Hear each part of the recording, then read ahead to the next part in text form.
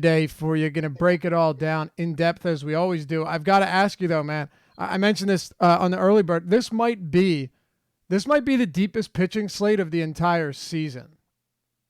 It feels close to it, especially when you consider where the pitchers are priced, like top to bottom. I mean, I guess not bottom, but mid range and the top are both really deep. Like we had that slate the other day where there were 8 aces, but there was nothing below them. Not the case today. So I think it should be a pretty fun one. All right. Well, let's just jump right into it. We got 12 games. We'll kick it off here with New York Yankees and Minnesota. James Paxton is one of those pitchers who is spectacularly good and has some of the highest upside in the entire league. I don't think there's really any dispute there. Right now you have a 3.4 run total for Minnesota, tied with two other teams for the lowest on the slate. It is look, it's a Minnesota team that doesn't feature a ton of strikeouts, but we have seen good pitchers go up against them with quality results.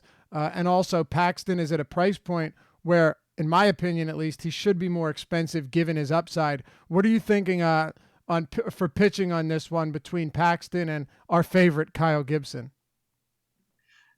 Yeah, I mean, I'm with you on Paxton. I think the price tag should be higher. He's very, very similarly priced to Chris Sale, who we'll get into later. But you don't have the issues with Paxton that you do with Sale as far as the concerns about what's actually going on with him and why he's been so hittable. Like Paxton's been really good for most of the season, and Minnesota's running out a lineup that Max Kepler is the only lefty in the lineup, which is actually good for Paxton. He's much more human against lefties than he is righties. The active roster for Minnesota since last season, only Cruz and CJ Cron, the only two hitters in the lineup that have a above average WRC plus against left-handed pitching. Not the most strikeouts, like you said, but not terrible either. I mean, Adrianza's around 24%, Scope, Gonzalez, Kepler, all 20 to 22.5%. And you factor in the stuff that Paxton has, and I still think there are strikeouts here for him. So I'm getting to him as my second highest owned pitcher right now. Okay, and I think I already know who your highest owned pitcher was. We talked about that earlier today, and we'll certainly get to it. Kyle Gibson. On another slate, Kyle Gibson actually would be someone that I'd be considering, just given the amount of injuries to this Yankees team. We've talked about it. We've both said that their injured list could field a really, really good competitive team. But it's hard for me. And Gibson's looked good in his last two starts, although I'm not really sure he's doing anything differently. What are your thoughts on Gibson here? Who, look, you and I usually we have high hopes for him, or at least higher expectations than the results that we get. Really lefty-friendly park here. Not to say that you have a ton of lefties in this lineup, but I don't know. Gibson, just what's the line you use? He is a casualty of the slate. Casualty of the slate. Yeah, go ahead. Yeah, I mean, that's where I'm at, too. I'm perfectly fine on the two pitcher sites if in some lineups I get to Kyle Gibson. I think he's cheap enough, and the Yankees are a watered-down enough offense where, I'm okay getting there. But, if you just take DraftKings pricing, you have Kyle Gibson's $500 less than Musgrove. I would rather get the Musgrove.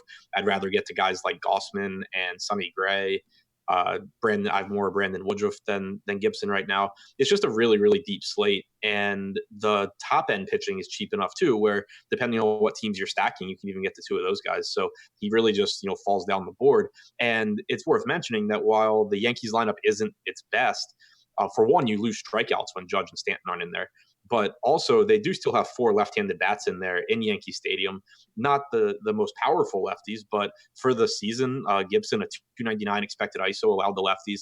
He profiles as a guy that should be better against righties than lefties, was better against righties last year as well. So it's not like it's not an absolute cakewalk for Gibson either. It's not. It's funny. The one guy I like the most in that price range, you didn't mention. So it'll be interesting when we get there. I might have just skipped over it. I wasn't looking at anything.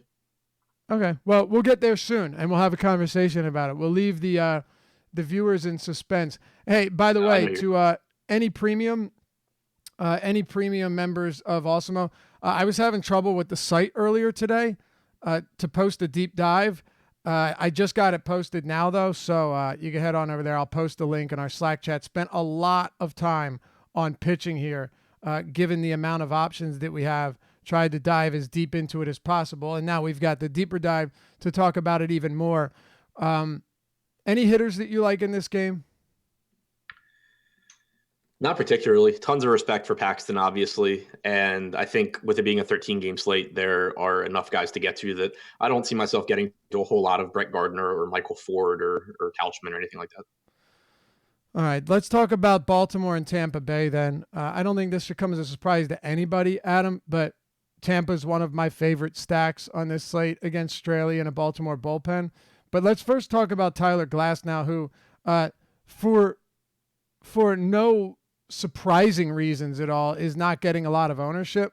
And I think, given the amount of depth at the position and his price point on certain sites like FanDuel, it's hard to get there. But I did just want to point out that Glasnow's biggest issue outside of allowing stolen bases has been walks. He has a top 15 K minus BB rate this year. He's only walking 5% of batters with a 28% K rate.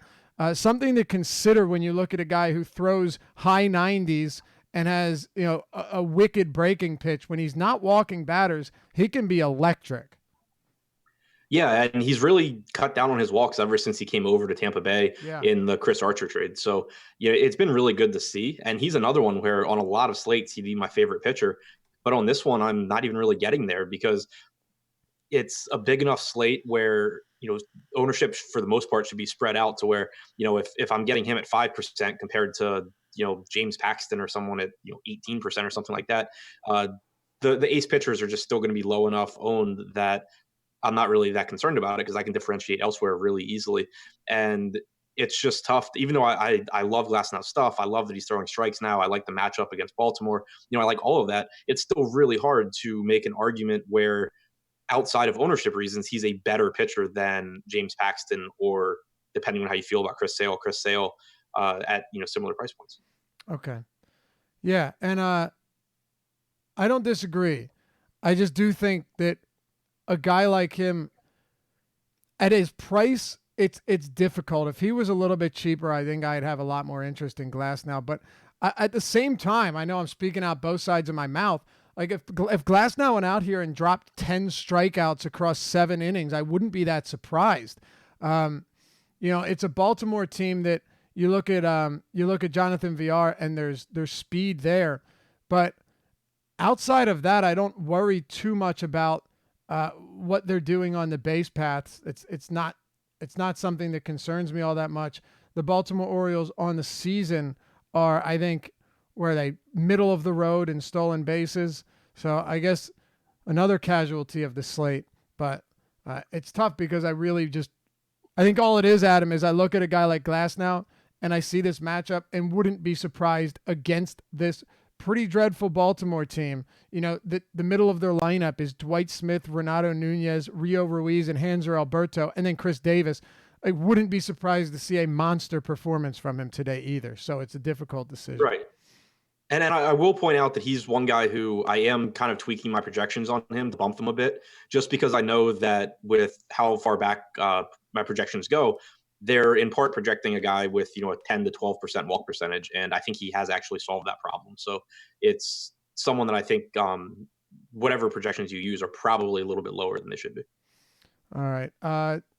Do you like the Tampa bats as much as I do in this spot? Yes, I do. I would hope so. Go ahead. Yeah, I mean, Dan Straley's been terrible. It wasn't a great fit, him coming to Baltimore anyway. He's a fly ball pitcher who at times had decent strikeout stuff, but also benefited from pitching in Miami for a couple of years. Now he's in Camden Yards. He's getting absolutely blown up by both sides of the hitters from both sides of the plate. You have Tampa getting a huge ballpark boost here in terms of power. You have plenty of power in their lineup, and they're not even that expensive. At the top with Brandon Lau and Tommy Pham, like 1 through 4, they're expensive, but then you start to get some discounts with guys like Nate Lowe, reasonably priced. You have obviously Al Garcia is fine. Zanino is a sub 4K catcher with a 200 plus ISO hitting in Camden Yards. Really 1 through 8, you have power and a lot of upside here against Straley in a bad bullpen.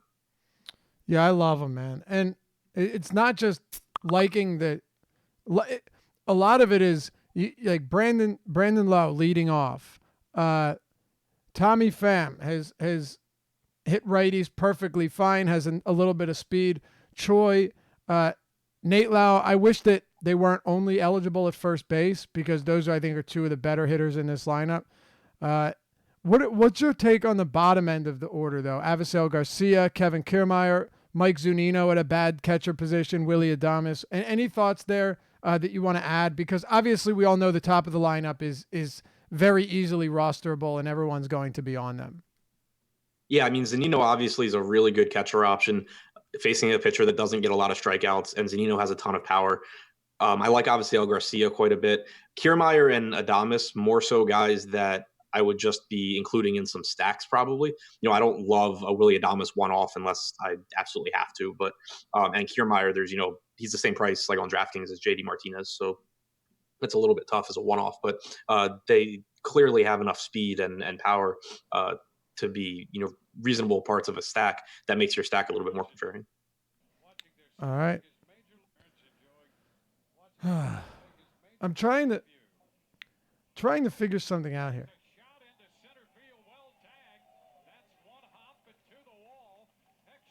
Come on, say his name. Okay, I thought so. So Nate is low and Brandon is Lau. Yeah. That's something else. Yeah. All right. I just wanted to be sure of that. So yeah, Nate Lowe and Brandon Lau. I didn't tell you what they said on Brandon Lau's first game about that. Wait, what happened? No, you did not. Brandon or Nate Lau's first? Nate Lowe's first game. Yeah, no, when Brandon Lau got called up last season, in the debut, they said that another of Tampa's top hitting prospects was named Lowe, Lowe, and that Brandon had told Nate that by the time Nate got to the majors, everyone would pronounce that name Lau and not. It's true. It's true. That's funny, though. Man, yeah, so they're not brothers. Yeah, Tampa Bay, from top to bottom, I have interest. Obviously, more so at the top. I think VR is fine just based on his upside on the base paths. But also, Glasnow walking less batters makes it less appealing to go to opposing hitters, too. Anything else on this game? Nope, agree with everything you just said about VR. All right. Pittsburgh and Oakland. Joe Musgrove, old Brett Anderson. Totals for this game before I turn it over to you. Against Musgrove, Oakland's at 4 even, and 4.1 for Pittsburgh against Anderson in the pitcher-friendly PNC Park. Yeah, mostly interested in pitching in this game as well. Musgrove is one of my favorite SP2s on DraftKings at only 7,200 in head-to-heads and stuff where there is reason to take on a little bit of risk at pitcher and get some more upside with bats. I have Musgrove as my SP2, facing a very right-handed heavy lineup plus the pitcher for Oakland in a favorable pitcher's park. Musgrove is just someone that I've always thought was a good pitcher, and he has made improvements as far as limiting home runs, being able to get swings and misses now and not making as many mistakes in the middle of the plate, especially once he's ahead in the count. He doesn't walk a lot of guys, has a 15% swinging strike percentage to righties so far this year, and is reasonably priced. So I have no reasons not to get the Musgrove. And then on the other side, I'm not targeting Brett Anderson. I'm not seeking him out. But on DraftKings, he's $5,800. And, there is a game in Coors. There are the Red Sox. There are teams to pay up for on this slate. So I am getting to him in some lineups just as, a really cheap SP2 that lets me get whatever bats I want. Yeah, Musgrove definitely against righties has had more success, not just on limiting production, but also strikeouts. What do you make of his price tag, though? I think on Yahoo it's really restrictive. Maybe you have a different opinion, but he's $48. Matt Boyd is $49. Paxton's $50. Gossman's $46. Sale's $51. That seems like way too much of a premium for Musgrove. Yeah, I think it's primarily a DraftKings play for me.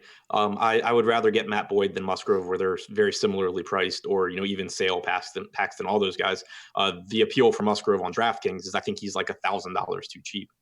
On FanDuel, obviously you're only rostering the one pitcher. I don't have a problem with him, but you're only rostering one pitcher, so clearly I'm going to have less there. All right. I guess that's it for this game. I mean, is there anything else that stands out to you? Francisco Cervelli's really cheap. He's $3,000 on DraftKings. He's batting sixth. He's a perfectly fine catcher because catcher sucks. All right. So the one spot that I was referring to as we move to this next game between, Philly and Washington, when I said you hadn't referenced a guy that I think is really interesting today is Jared Eichhoff. Um, his strikeout stuff has looked superb. His cutter has been excellent. His curveball has been excellent, and I think one of the things that stands out to me is, he's throwing these pitches like almost 60% of the time combined.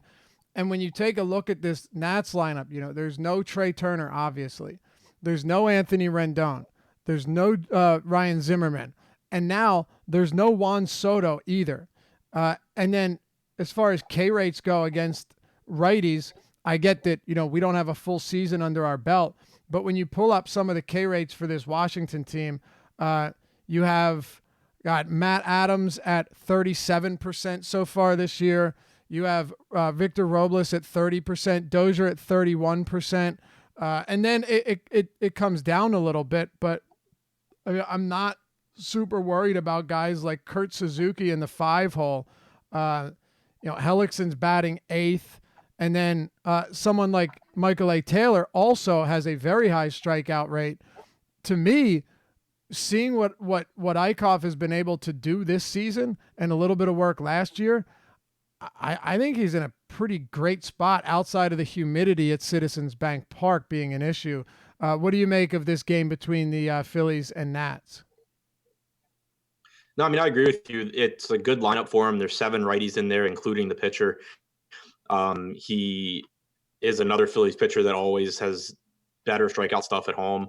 He is better against righties. He struck out 25.6% of righties, 320 batters faced since the start of the 2017 season. So I do really like this lineup for him. I didn't get to a lot of him in my initial crunch, but I also had not accounted for Soto being out of the lineup yet. That was obviously a huge piece of news. So I expect that I'll get a little bit more Eichhoff than I was before. Probably will end up getting more of him than Brandon Woodruff now that we have the Nats lineup and it looks how it does. So I'm with you. I do like Eichhoff. Yeah. All right. I hear you. I mean, you look to 15.8% swinging strike rate since the last season. He only made a couple starts, but he obviously flashed really great stuff. And his his curveball, I think this like classifies the cutter as a slider, call it what you will, but both of them 20+% swinging strike rates when used. He does have good strikeout stuff, and at a dirt cheap price, I definitely like Jared Eichhoff. Not to mention that if we're just talking about an ownership standpoint, I don't know how much of a difference it'll make today, but since we did the update, Musgrove's at 25% on DraftKings, Eichhoff is at 9%. So take it for what it's worth, but I think from a ceiling standpoint, there is a lot of upside in Eichhoff's arm today. So there you have it. What do you make of this Philly offense against Jeremy Hellickson? I obviously really like Bryce Harper, especially DraftKings. He's $4,600. I don't care how bad he's been. He's $4,600 against Jeremy Hellickson. So he's one of my highest on that. Adam, he's the 25th highest priced outfielder on DraftKings. Yeah, it's insane. Really easy cash play. Obviously, when you're talking about hitters in tournaments, if they're going to be really popular, you can always get away. But really, really like Harper. Nick Williams, I think, is a pretty interesting one-off value bet because he's batting 6th here in a nice matchup against Hellickson. I prefer lefties against Hellickson, and those are the only 2 in the lineup, not counting Cesar Hernandez. But the righties in this lineup are so good that, I still like the idea of getting into some Philly stacks, especially because the Nats don't have the best bullpen behind Hellickson either. All right. I'm with you. I guess one thing, you're getting price tags that are going to be up there quite a bit, but Bryce Harper's price is wild. Outside of Harper, who would you say your favorite options are from this team? Williams. Nick Williams. McCutchen and then Williams. Yeah, and you're also getting a pretty cheap price point as well when we're talking about Nick Williams. I think what is he, 2,100 on FanDuel or something ridiculous? Yeah, 2,100 on FanDuel, 38 on DraftKings. Yeah, that's something I'm willing to work with for sure. Yeah, Hoskins actually my highest owned first baseman right now too. Hoskins is your highest? Okay. All right. Do you have any interest in bats for Washington? I was getting more of them than I expected on my first crunch, especially on DraftKings. And I think it's just because without Rendon and without Soto, they are really cheap and they are still hitting in Citizens Bank.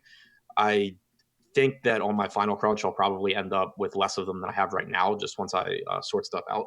But Matt Adams, I think, is reasonably priced. Kurt Suzuki does have power and is batting fifth at a weak catcher position. You know, I don't mind getting to those guys. It's just more about their price than anything else, though. All right. That sounds good to me. Let's move on then. We got Cleveland and Seattle. Shane Bieber and Yusei Kikuchi.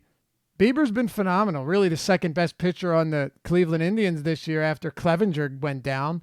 Carrasco struggled. Kluber struggled. Now he's hurt. Bieber's been excellent at him. Once again, we look at a pitching slate where I'll run down it quickly. Paxton, Kershaw, Sale, Glasnow, Boyd, Gossman, Bieber, and those are just your guys above 8K. Where does Bieber rank for you against this Seattle team that has a lot of power versus righties, but is also striking out a decent amount as well?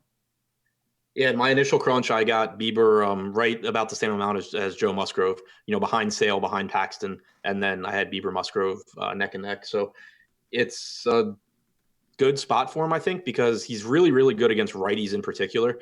14% swinging strike percentage since last season. He has struggled with left-handed power, but outside of Dan Vogelbach and Jay Bruce, you don't really have left-handed power in this lineup. D. Gordon and Omar Narvaez, not the most powerful left-handed bats. So if he can just navigate his way through those two, he should be able to get strikeouts against the righties. He doesn't walk guys. He doesn't put extra guys on base, and he's just very reasonably priced. So I'm getting to a pretty decent amount, even though it is a scary spot. Okay.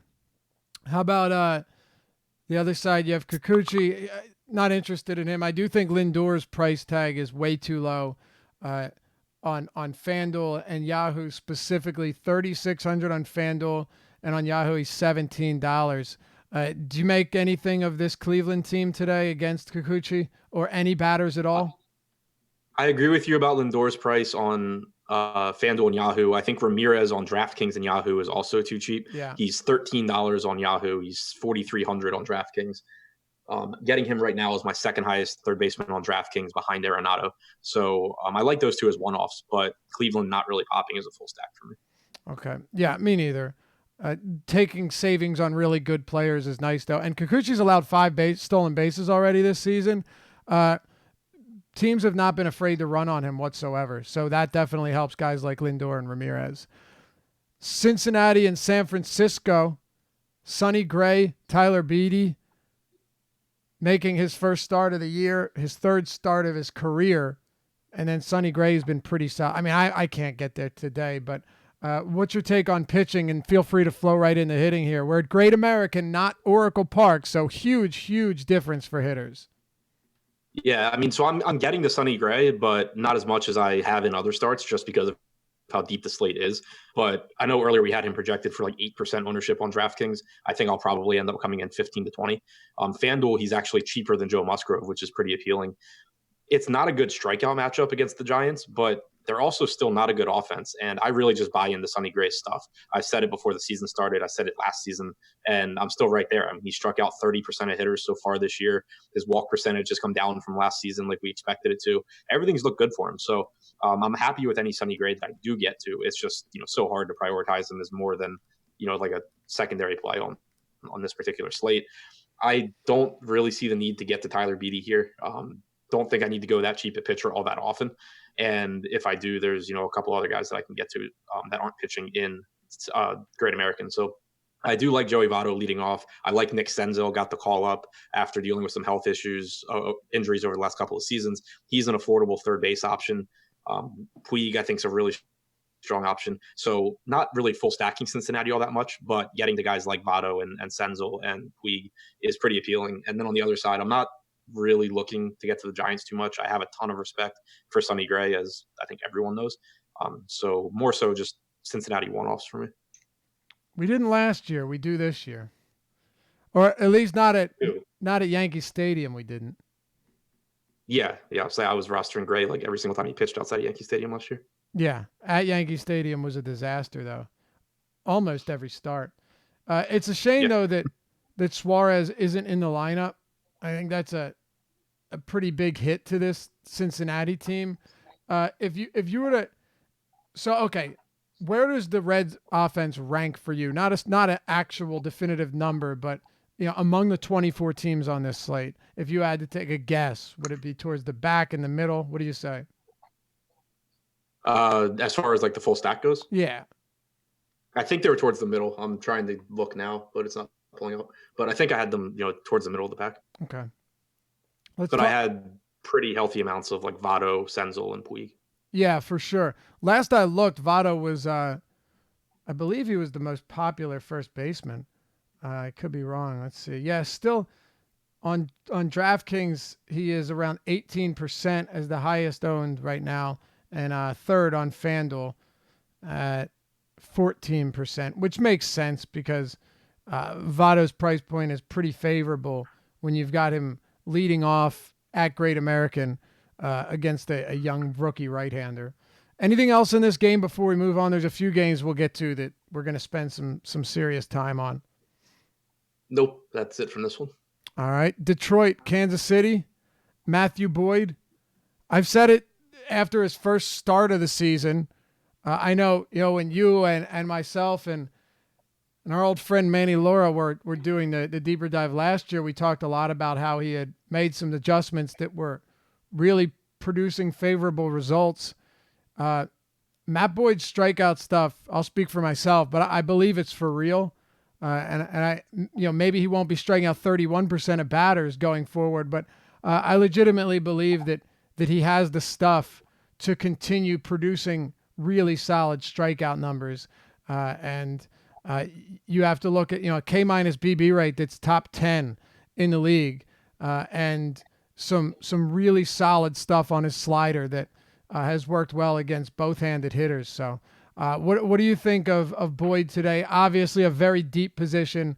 He's going up against Jorge Lopez and the Kansas City Royals.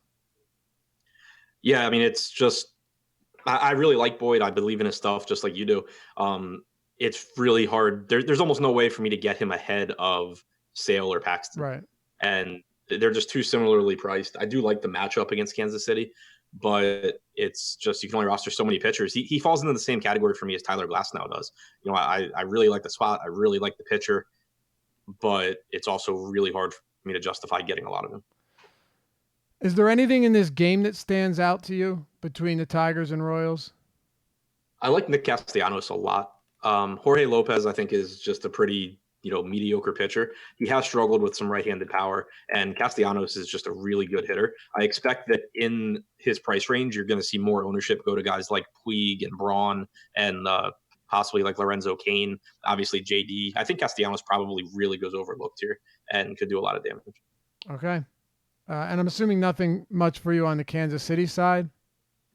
No, I mean, decent running spot for Mondesi and Merrifield, but they're just so expensive in a matchup where I don't like the actual matchup against the pitcher. That like I'd rather if I'm making that play, I'd rather roster VR for 4,300. Right. Yeah, it is Grayson Griner behind the plate for the Tigers today. Miami and Atlanta. Kevin Gausman's best start of the season came against this Miami team. 7 scoreless with 7 strikeouts. Phenomenal start. Look, he has good stuff. The splitter is one of the better pitches in the game. He's also homer prone, but this is at Miami or in Miami at Marlins Park. Miami doesn't offer a ton of power. They do have a lot of righties in this lineup though, so let's break this matchup down for Gausman, who's 84 on DraftKings, on FanDuel 8,100, and on our sponsor Yahoo 46, which again is a little steep given the comparable price points on a lot of high-end guys. Right. I think that he's a little too close on Yahoo to other guys, but I do like his price tag on DraftKings at 8,400. Going into a park that downplays power, and there's really not much right-handed power in this lineup. Like Brian Anderson and Jorge Alfaro are about it, and they're not even elite power hitters by any stretch.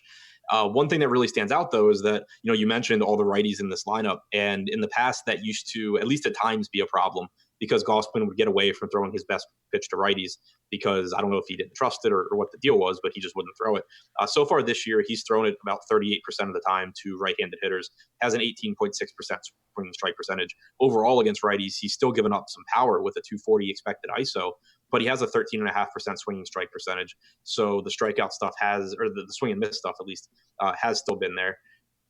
I am getting him behind Musgrove. I'm getting him behind Bieber right now, but he's my fifth or sixth highest owned pitcher in my initial crunch. He has struck out 21.3% of righties compared to 34% of lefties this year. So that, strikeout numbers have still not been where we would like them to be, but it is a great park. It is a favorable matchup against Miami.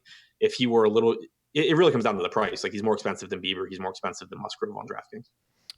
Right. I want to go back for a second. I just want to backpedal and ask you a question, more a roster construction / strategy question. So if you have, if you're looking at catcher, I don't know if you could pull it up right now, but let's say on DraftKings, who are your highest owned catchers right now? I'll let you know in a second. My guess is Zunino, Suzuki, and Cervelli probably. Okay. All of them either not great matchups or batting down in the order. This is the question I have for you. Martin Maldonado is 2,500 on DraftKings. He is facing Matt Boyd, so it's not a great matchup, but he is 2,500, and he is in the starting lineup facing a lefty and doesn't have much power, but the position's terrible as it always is. Is this a night where you'd be willing to just go all the way down to the bottom with a Maldonado if it meant getting up to a better pitcher, or from a $3K hitter to a $4,500 hitter? I never really mind doing that at catcher. I only got him in like 2% of my initial lineups. I think the reasoning is that there's such good pitching in the mid range that I'd rather go from Matt Boyd to Joe Musgrove or something. Right. But I had my top three on catchers were Suzuki, Zunino, and Real Muto.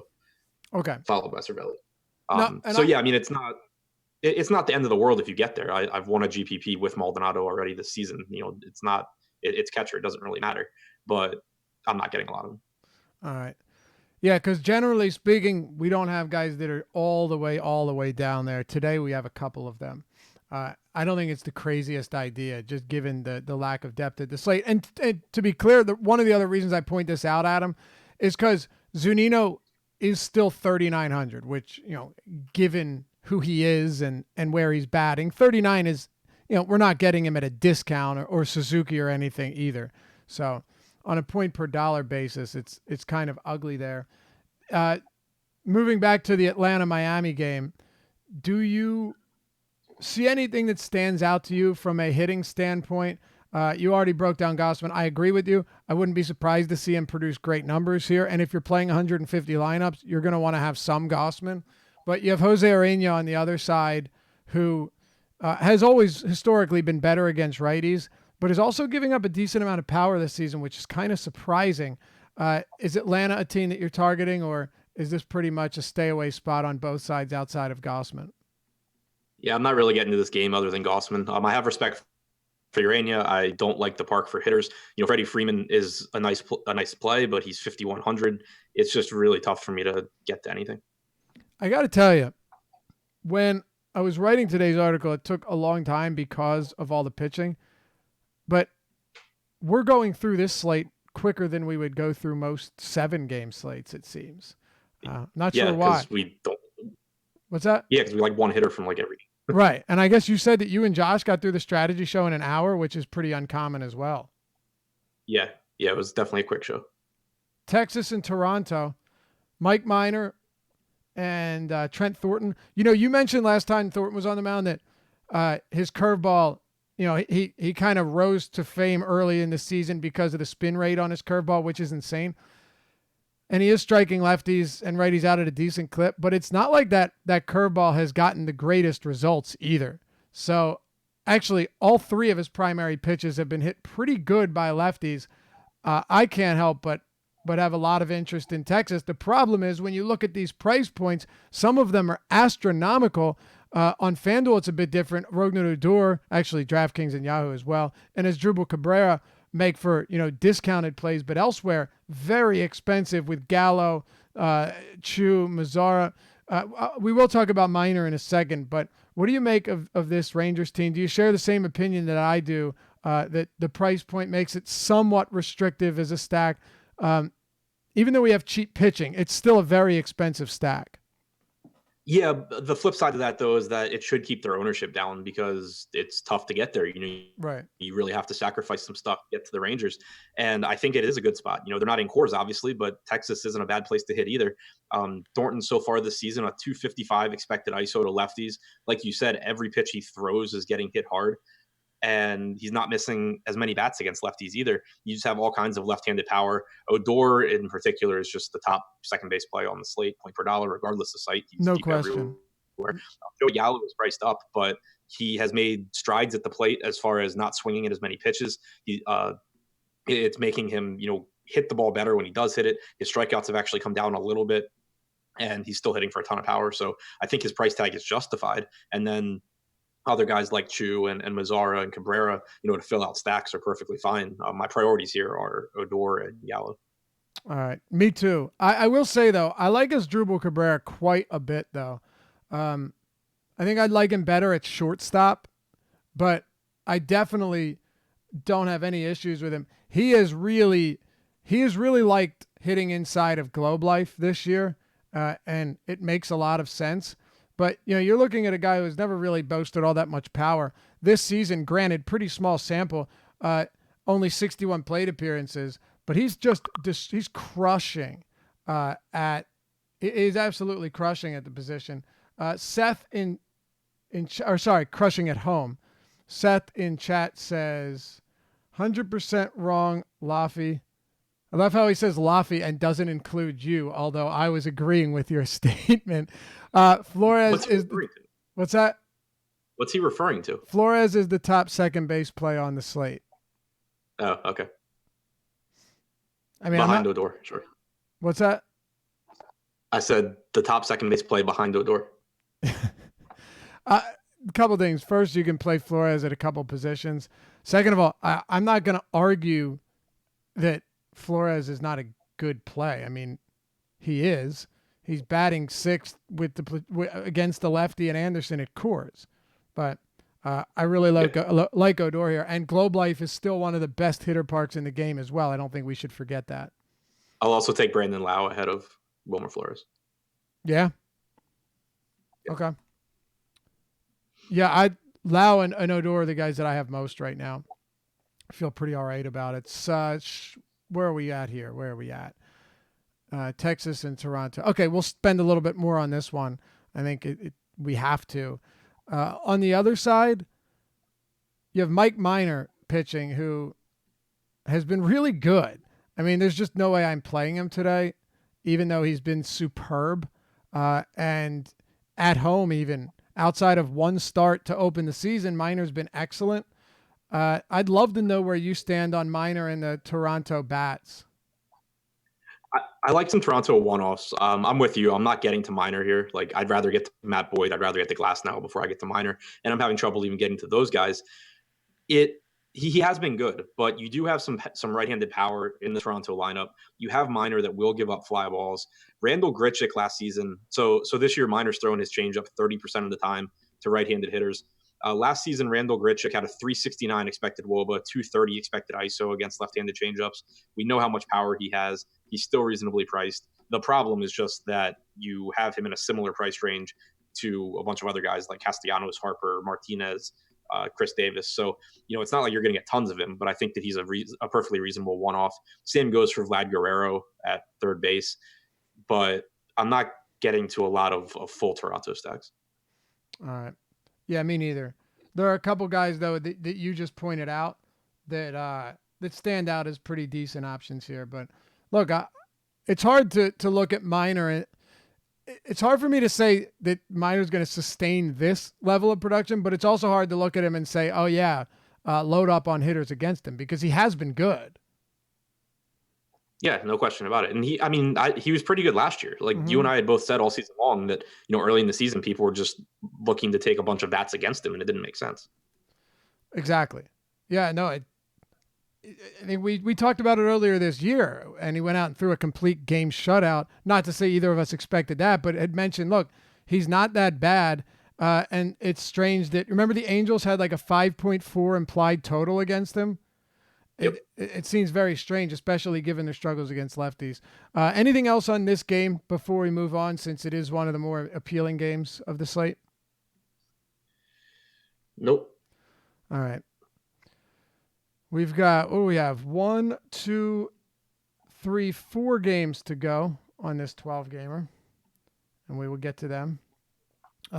Do want to let you know, by the way. Hey, Adam, did you know the Kentucky Derby's coming up? I did. You did. Did you also know that it's legal to bet on horse racing online in the U.S.? Found that out this morning. Yeah. How about that? Now, there are a few states that are somewhat restrictive, but the majority want you, that's right, Adam, you and all of our viewers, to be part of the fastest 2 minutes in sports. For those of you who are new to betting on the ponies, or those of you just looking to get some action down in the Kentucky Derby, that's what I do, because I have no idea what I'm doing. And I'll do research. Like it's going to make any semblance of a difference, right? Like with some of these DFS sports, I'll try and research them, and then I get to the end of it, and I'm like, yeah, I should have just asked Jazz Raz. Right. There's just some sports where when you don't know them, 2 hours of research isn't really going to help. And horse racing is something that I don't know a ton about, but fortunately I got a lot of friends that do. So I'm one of those people that is just looking to get some action down on the Kentucky Derby this weekend. And guess what? That's great, because we have partnered with TVG and Twin Spires to offer our viewers deposit bonus when you sign up through the links listed below and in the chat. So what I'm going to do is throw these links into the chat. Terms and conditions apply, of course, but we've partnered with TVG and Twin Spires to offer our viewers deposit bonuses when you sign up through the links. And you join Twin Spires today for a free $100 deposit bonus.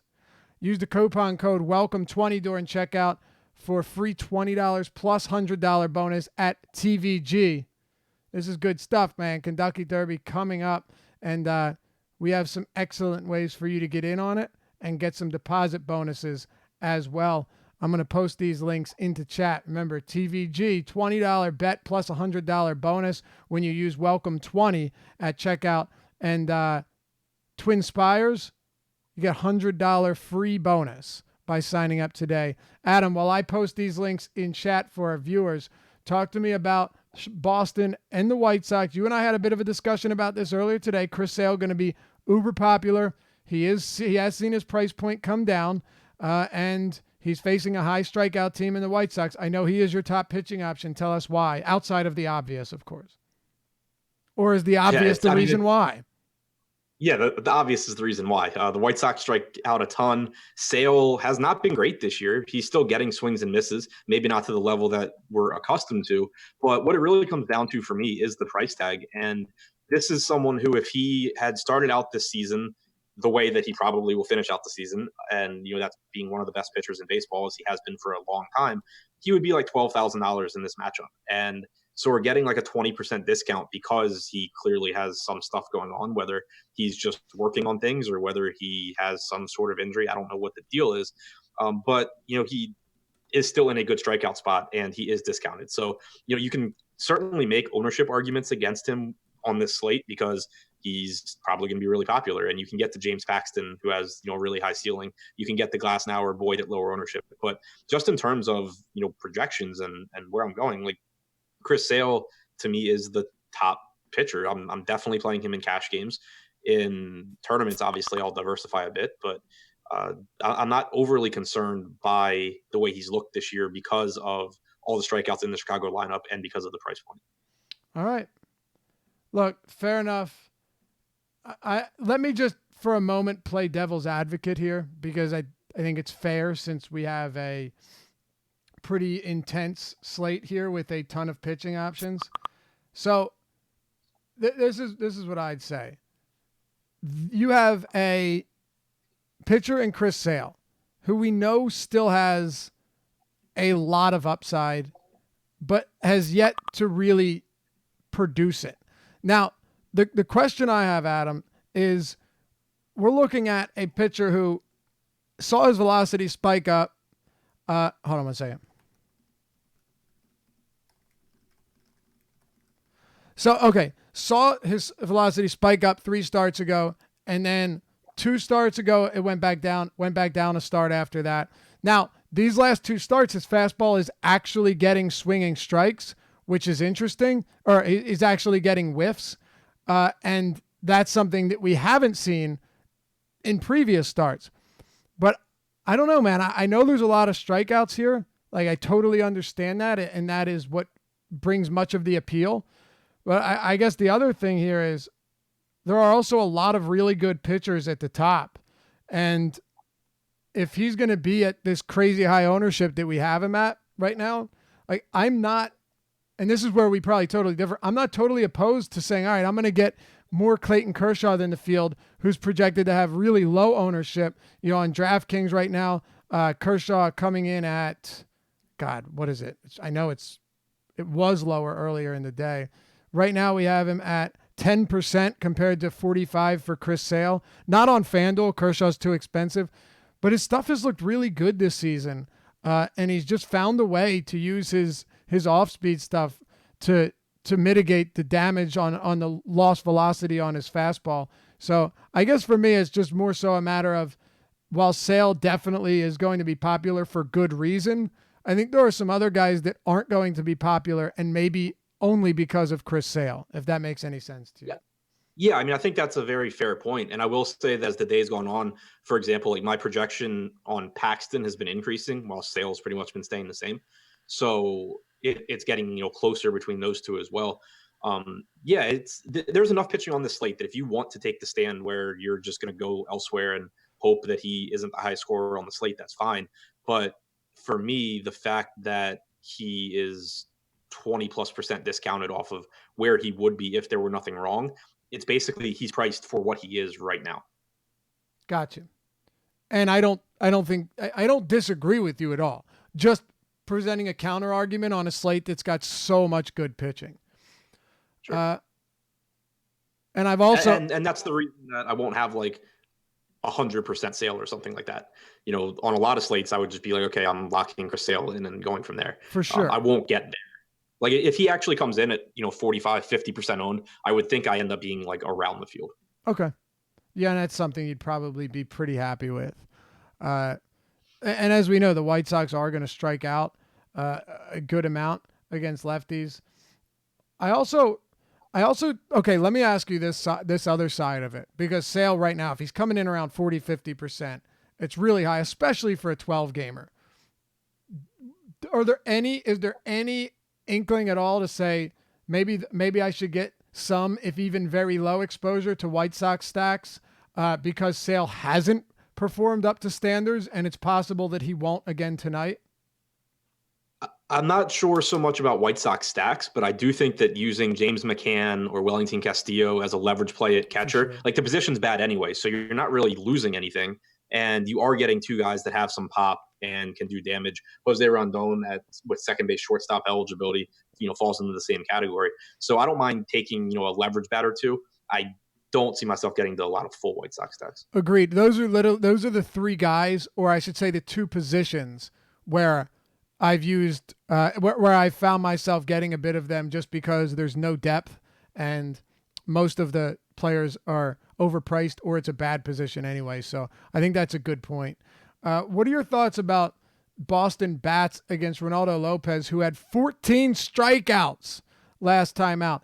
14 strikeouts, Adam. He faced 23 batters and struck out 61% of them. But this is a much more difficult matchup than one against the Detroit Tigers. Yeah, I mean, Lopez has always kind of been a frustrating guy because he has really good stuff and then it disappears and then it comes back and then he can't throw strikes and you never really know what you're going to get start to start. But that's a pretty scary combination to go against a Boston team that has so many good hitters, so many guys that'll work deep in the counts and make him throw strikes and wait him out until he makes mistakes. But what's really appealing is their price tags. You look at DraftKings, and JD Martinez is 4,400. You have pretty cheap pricing on everyone except Mookie Betts. Lopez has been worse against lefties than righties over the last couple of years, as we would expect. Benintendi and Devers both in pretty nice spots, and getting out of Fenway doesn't hurt them either, because Fenway actually downplays left-handed power as opposed to right-handed power. So I think it's a pretty cheap, or relatively cheap, stack that gives you a lot of upside here. If Lopez is on, he can pretty much shut down anyone. He throws hard with a good slider, but he's still not consistent, and this is a really, really difficult matchup for him.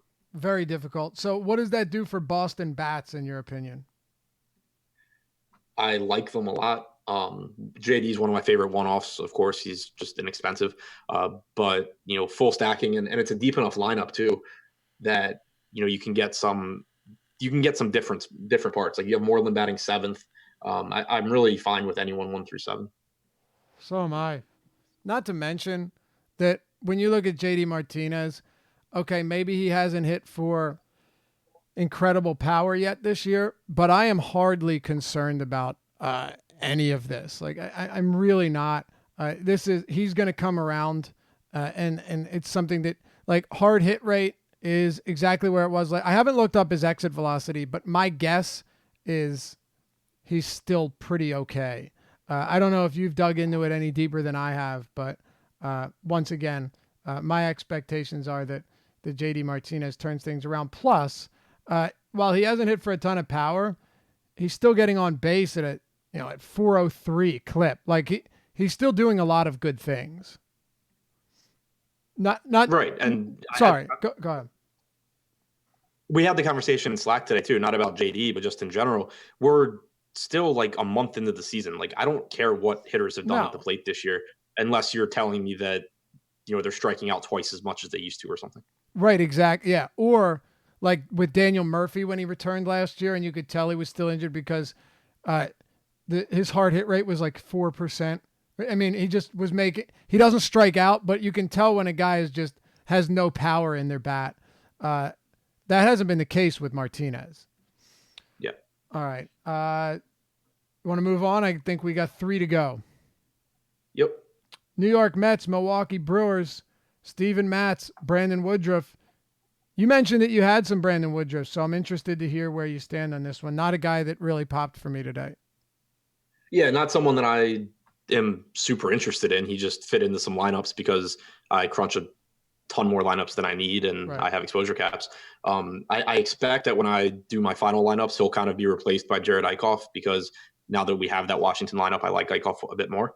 But I mean, Woodruff's just a pretty decent pitcher. It's not the best spot against some dangerous lefties in the Mets lineup. It's not the worst spot either. I'm okay with whatever I get to, but he's still just, a secondary guy that will pick up some ownership behind, Musgrove, probably Eichhoff, Bieber, Gossman, those guys. Any thoughts on Steven Matz? I'm not getting there. He is certainly capable of going out and posting a good game. He has good stuff. He's a talented enough pitcher, but just not a slate where I really want to be rostering Steven Matz against the Brewers in Milwaukee. I'd rather be going to some of the right-handed bats from the Brewers. Matz does give up power to righties. He does struggle to hold runners. That plays well for guys like Lorenzo Cain and Ryan Braun, who both have some power, both can steal bases. Jesus Aguilar is still relatively inexpensive, batting cleanup. You have Hernan Perez batting 6th with second base shortstop eligibility, another guy that has some pop and can steal bases. I'd rather get to Milwaukee bats here than get to Steven Matz. I'm absolutely with you here, and I think you would agree that sometimes price points play a big role, most of the time. On DraftKings, guys like Braun and Kane and Aguilar, like, these guys are all underpriced against the lefty. Particularly Braun, 4,100. I think Aguilar's still below 3K on FanDuel. Let's see, 2,900. Braun is 2,700, and Lorenzo Cain is 3,400. Take it over to our sponsor, Yahoo. Lorenzo Cain, 17. Braun, 11. Aguilar is $10 even.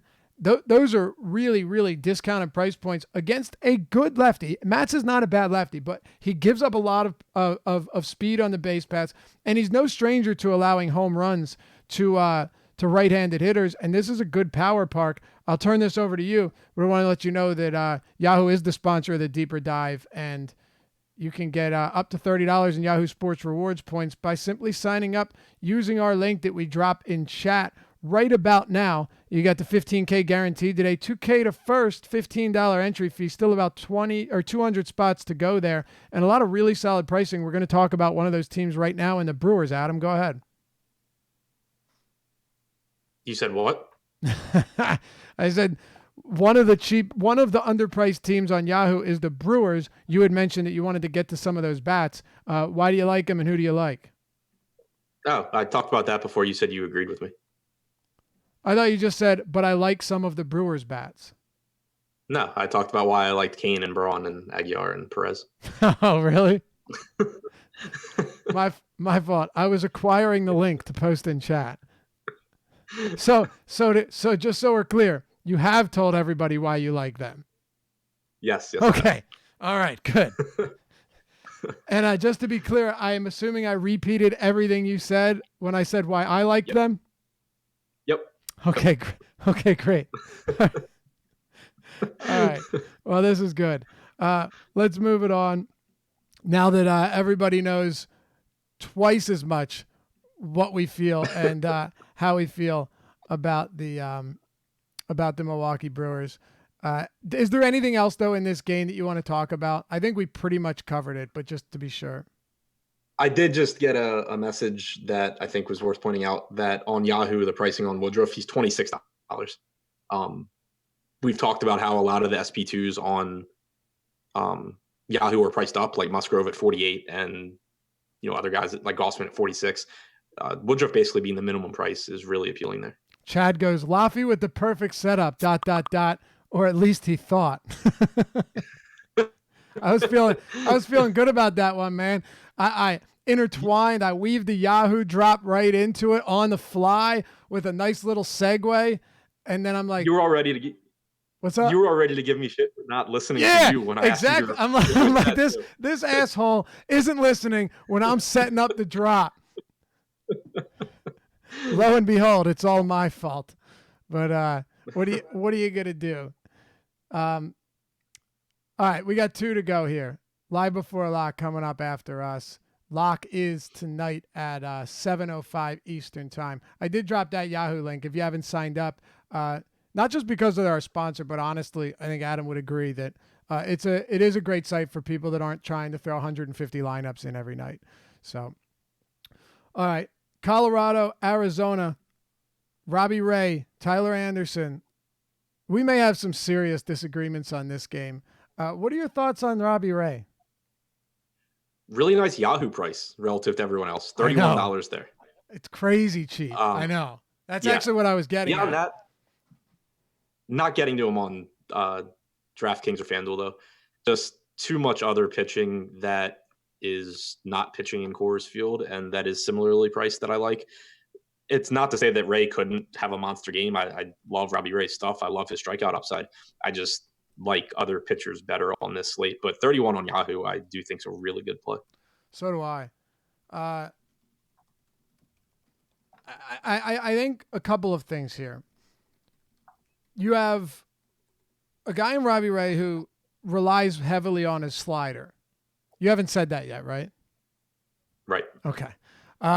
And is going up against a Colorado team that is lethal against lefties at Coors. Okay. Nolan Arenado has a 550 WOBA and a 450 ISO at home against lefties. Not last year, but over the last 2+ years. It's insane. Trevor's and a 240 WRC plus. Trevor Story, almost equally as impressive. Like there are legitimately some really scary bats, but Robbie Ray also is. Here's how I see it, Adam. 31 on Yahoo, and it's clearly a tournament only play. You would agree with that. Yeah. But he's a guy that has a 28% career strikeout rate, a K rate above 30% in each of his last 2 full seasons.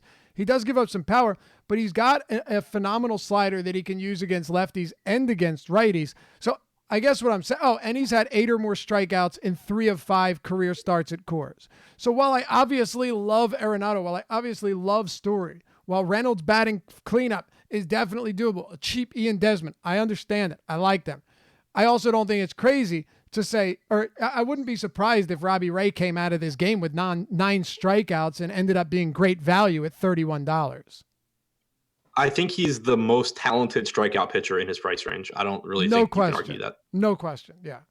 Right. And has the toughest matchup. So it's really, which side do you want? And the lineup, like I don't even know how to feel about the lineup. One thing that I did notice was since we got the Rockies lineup, I'm getting more exposure to the Rockies than I was this morning because we do have some pretty cheap bats in there and some power from the right side. But at the same time, Reynolds is a really high strikeout guy. You have a lot of not very good right-handed hitters. So, I'd rather – I don't know if I'd rather, but, getting more righties in there isn't necessarily bad when you're talking about guys that strike out as much as Reynolds and Iannetta do. Right. I agree. By the way, Corey, no, I do not smoke. Oddly enough, I know it's very difficult to believe. Now, my history tells a different story, and we may be facing some repercussions now and down the road. But currently, no, I do not. And yeah, I know it surprises many. So look, we talked about Ray. You just talked about the Colorado bats and as the way that the lineup shakes out. But I do want to hone in on something just for a second. With Arenado and Story at sky high price points, justifiably too. How much exposure are you getting to them right now? In my initial crunch, they were my highest owned stack on DraftKings. Okay, so it doesn't really even matter about the pricing. And I don't know if you can pull this up, but probably something important that could help the viewers as well. As your highest owned stack, what pitchers were popping up most on 2-pitcher sites when you're getting those Colorado stacks with 2 players that equal $11,100 with just the 2 of them? I will let you know in a second. Cool. Yeah, I think it probably would be helpful to know. While you look that up, I'll just mention Arizona here. Seth had talked about Flores, and I agree, strong play. But I can't help but talk about the fact that even though they're at Coors, if you go to DraftKings, Christian Walker's $5,500. Ketel Marte, yes, he's much better against lefties and against Jordan Lyles, $5,400. Eduardo Escobar, $5,500. David Peralta, $53,000. Jones, $49,000. They are a very, very expensive stack today, and it is the Arizona Diamondbacks. I mean, well, actually, you can answer the question first about the Colorado stacks, and then talk to me about Arizona bats. Yeah, my fantasy cruncher page is frozen, so I'll go to Arizona first. But not getting as much Arizona here. They're just really, really expensive, and it's obviously a good park. Tyler Anderson is a good but not great pitcher. It's not a spot that I'd be really scared of if the prices were a little bit cheaper. I'm getting to a lot of them on FanDuel, but on DraftKings, Yahoo, they are expensive. And it's just really tough when you kind of step back and you're like, do I want to pay as much money or more money for Christian Walker and Ketel Marte and these guys than for, JD Martinez, Andrew Benintendi, Red Sox stacks or there's several teams that we could talk about, basically say the same thing about. So it's really tough for me to get there on DraftKings and Yahoo. Me too, man. And it's just like, how many Colorado stacks are you willing to sacrifice for Arizona stacks? And right. Like, do you like Texas or Arizona more as a stack on DraftKings and Yahoo? Texas. So do I. And I also think it may seem minimal, but the little bit of value you are getting on guys like Rougned Odor and Asdrubal Cabrera, it means something. It means you can get up to one of those high 9, low 10K pitchers as well. So one thing I will say as I scroll through my Colorado stacks is, at least at the top, like I'm getting some, but a lot of it I don't have Arenado and Story. Also, it looks like Gotcha. I thought I'd crunched after their lineup came out, but it was before. So I have like Daniel Murphy in there, which will become Reynolds. But pitching wise, getting a lot of like Sale or Paxton with Musgrove, Boyd with Anderson. Okay. All right, so essentially you're not getting a lot of Story in the same lineup as Arenado, and that's one of the ways It, to. it it's basically like if I'm getting like a Sale Musgrove lineup, I probably don't have Arenado and Story. If I'm getting like a Bieber Gray lineup or Bieber Musgrove lineup, then I probably have both. All right, cool. Yeah, and that's what I expected it to be. All right, last one here. Dodgers, San Diego. I mentioned to you earlier that I've just been very impressed with Kershaw this year, and I was almost foolish to assume that he wouldn't be able to figure it out, as crafty and smart as he is, and still be a really good pitcher. His swinging strike rate is up. His strikeout rate is up. He's doing a lot of really good things, but he's also, right around the same, excluding FanDuel. On DraftKings and Yahoo, he's right around the same price as Paxton and Sale. My guess is that he's your casualty among these guys. Yeah, I kind of forgot he was on the slate. He has been really good. I just have trouble getting to him instead of Sale or Paxton. Right, I hear you. I like him tonight, though. I'm gonna have a little bit because this feels like the type of game where where Kershaw could go very deep into it, give you 8 or 9 strikeouts, and there isn't anything wrong with him, so that's good. Right. Eric Lauer on the bump for San Diego. Is there anything here that stands out for the Dodgers? Eric Lauer, any San Diego bats before we close this out? I like some of the San Diego one-offs in tournaments. It's nothing to do with Kershaw, but it has to do with how much power they have at their price tags. Manny Machado on DraftKings is $3,600 with third base shortstop eligibility. Will Myers is $3,700. Reyes is $3,700. Renfroe is $4K. These are all guys with monster power. And, not that I want to stack them together because I think the odds of this team having a lot of success against Kershaw are really low. But there's certainly a reasonable chance that one or two of these guys connect for a home run, and they're really cheap. So it lets you get other bats and other pitchers that you want without sacrificing your home run upside. So I like going there. And then on the other side, Kike Hernandez is my favorite play from the Dodgers. Justin Turner, I think, is a good play as well. Yeah, Kike easily my favorite for the Dodgers as well. Kind of not close for me. All right, let's turn it over to the live before we do top stacks. Colorado, Texas, Philly, Tampa Bay, Milwaukee. All right.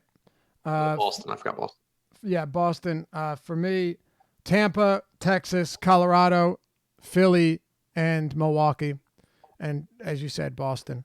That'll do it for us. Hey, before you head out, we appreciate all of you. And if you appreciate the show and you like the content, hit us with the big thumbs up and like the video because it helps us out a lot. It really does, and we appreciate it. Also, subscribe, hit that notification bell so you always know when new content's going to drop next. Hey, have a great weekend, everyone. And remember, if you are getting in on that Derby action, use that code WELCOME20 on TV with our new partner TVG. I posted the link in the YouTube chat. That's right, TVG $20 bet plus $100 bonus. Just use the promo code WELCOME20 and free $100 bonus on Twin Spires if you sign up today using our link. All right, good luck. We'll see you after the weekend. Peace.